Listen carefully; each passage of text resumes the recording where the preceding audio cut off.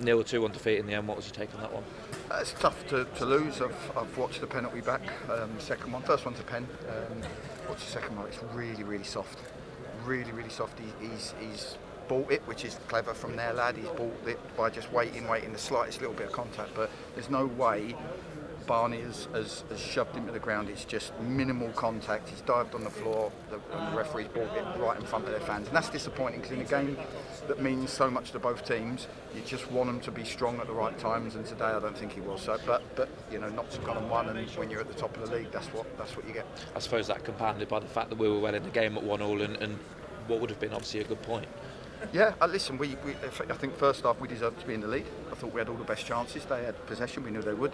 I thought, Dallow's gone through at the end, 1v1, we've had some great chances. Second half, Dallow's gone through and he's got to take the shot, and he doesn't.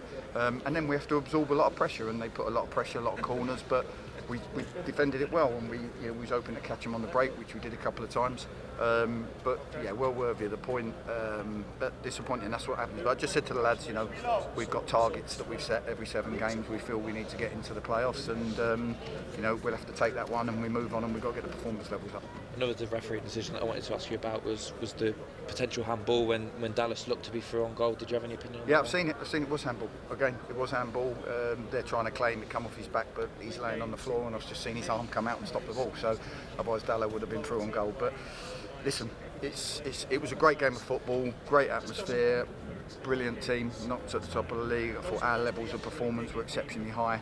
That's all I can ask for. And I'm not going to stand here berating the ref because he's cost us the game. But I know it. He'll know it when he gets home, and we'll have to move on with it. You've already touched on that opening half-hour, first half performance. Was that some of the best stuff you think we've played in quite a long time? I don't know about some of the best stuff. It was more a case of the game plan. We had a game plan against Dorking. We worked hard yesterday while recovering the lads' legs to have another game plan, and I thought we executed it really well. The amount of times we turned the ball over in the middle of the pitch and got at them was exceptionally high. We just didn't take our chances when they come. So listen, I can't fault the lads, I can't fault the performance. As the game wore on, we had to absorb a little bit more, but it wasn't to be. And the most disappointing thing, you don't mind if it's a worldie goal or something that wins when it's a decision from the ref, it sort of sticks a little bit in the throat. Talk about those turnovers. Obviously Callum Baycock was at the heart of those and got his goal as well. You're obviously pleased for him, and also obviously with his performance as well. Yeah, everyone. I mean, listen, Digger's come in. He's well behind on his game fitness. So I didn't know how long I'd got out of him. I thought he was excellent. Tom Whelan again. Their midfield three were excellent, and obviously we've got Joe to come back. We've got Ozzy to come back. Callum Whelan's there, so we've got a little bit more strength in depth.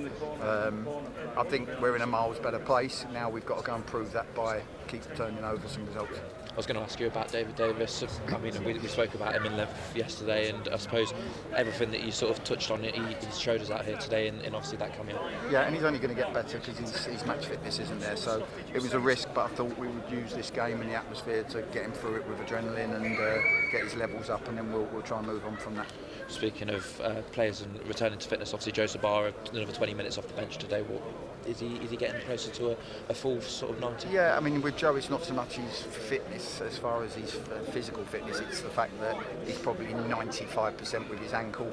Every time someone has a shot in training, it seems to hit his ankle and bend his foot back. So he's not quite 100%. But I want to get Joe Sabara on the pitch, of course. He's such a good player. So today I ummed and ahed, but I thought it might be a game too soon. We'll have a look at the weekend, but we've got so many coming up that he's going to play. And I suppose now, looking at the bench, some of the players that we brought on today, I mean, the options are looking a lot better, aren't they, like you've touched on? Yeah, absolutely. We've just got, obviously, at the back with, today I had to change the shape a little bit because Callum Howe was the only centre half. So, we are a bit bare there with Goodger being injured, and so is Joey Jones. So that's the position we are looking to try and strengthen. Just finally, a performance like that against now the league leaders, I mean, does that give you a lot of confidence going forward with the way that we played today to obviously go on and push for those playoffs? Yeah, I'd rather have had the result and not played as well, but it wasn't to be. But yeah, I've just said that to the lads. Let's just make sure that we go again on Saturday and the performance levels are high and we build some momentum. So we'll work hard at that.